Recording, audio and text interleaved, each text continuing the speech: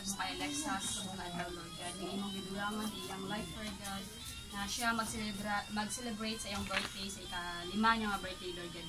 Ikaw mag-bless, hindi bata, Lord God, noonta.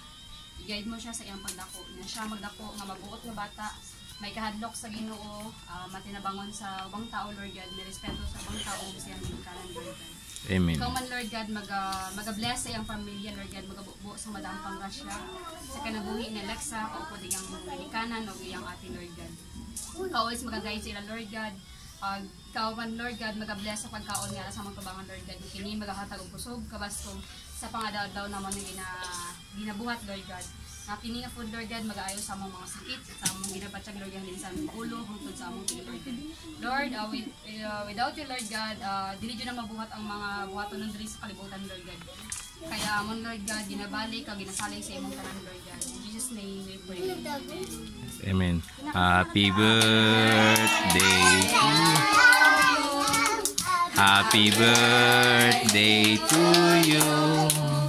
Happy birthday, happy birthday, happy birthday to you. May the Lord God bless you.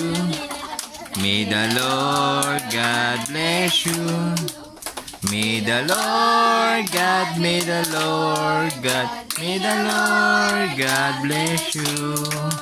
Happy birthday, Lexa. Oh, blow the candle na, Lex. Yay! Oh, sige na, 8 na.